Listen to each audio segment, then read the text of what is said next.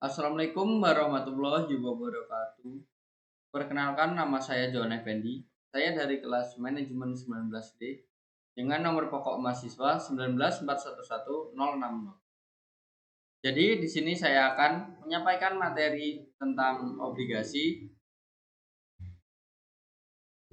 Jadi apa itu obligasi? Obligasi atau juga disebut dengan bond itu merupakan suatu promes atau surat tanda berhutang di mana meminjam dana setuju untuk membayar bunga dan pokok pinjaman pada tanggal tertentu kepada pemegang obligasi. Obligasi juga merupakan salah satu macam surat berharga yang diperjualbelikan di pasar modal. Nah, secara umumnya obligasi setiap lembarnya haruslah mencantumkan nilai pari per value, biasanya mulai dari harga 1 juta.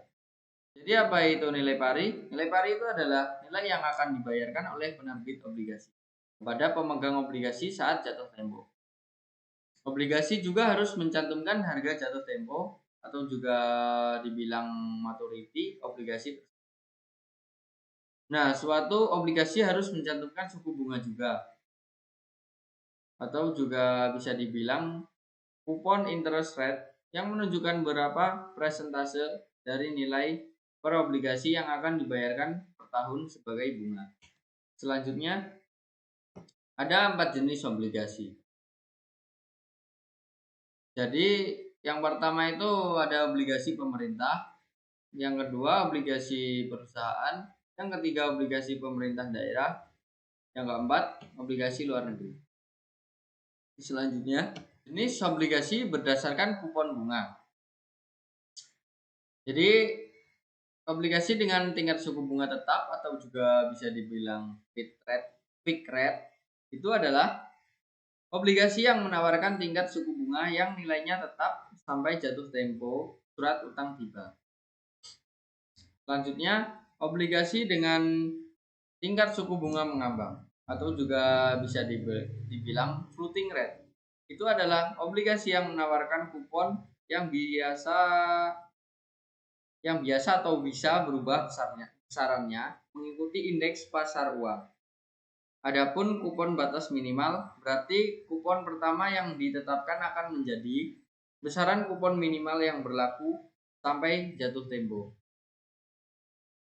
Selanjutnya, obligasi dengan tingkat suku bunga 0 atau bisa dibilang zero itu adalah jenis surat utang yang tidak ada bunga dan tidak memberikan kupon secara berkala. Umumnya investor akan mendapatkan keuntungan dari selisih harga jual, diskonto, dan nilai awal saat surat utang diperdagangkan. Nah, jatuh tempo jenis obligasi zero ini bervariasi, mulai dari di bawah 1 tahun hingga di atas 10 tahunan. Selanjutnya, obligasi dengan diskon penerbitan awal atau juga bisa dibilang original issue diskon. Selanjutnya, obligasi yang dapat dikonversi, convertible bond, adalah obligasi yang atas kehendak pemiliknya dapat ditukarkan dengan saham biasa perusahaan emiten.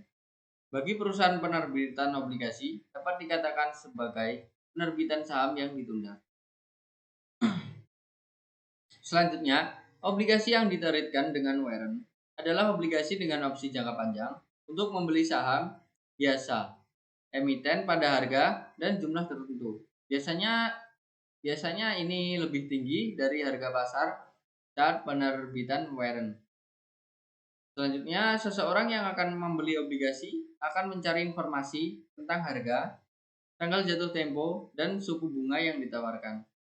Jadi informasi ini guna untuk menentukan nilai imbal beli atas obligasi tersebut.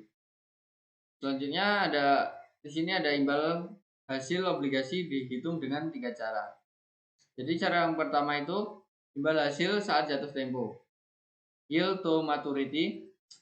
Selanjutnya imbal hasil saat penembusan, yield to call, dan ada imbal hasil saat ini. Selanjutnya, obligasi bisa berubah dari waktu ke waktu. Nah, misalkan ketika kondisi ekonomi itu akan berubah, maka harga obligasi juga bisa ikut berubah. Nah, ketika tingkat suku bunga itu akan naik, biasanya harga obligasi pun juga akan turun. Risiko yang akan dihadapi oleh pemegang obligasi adalah risiko tingkat bunga dan risiko anggal bayar.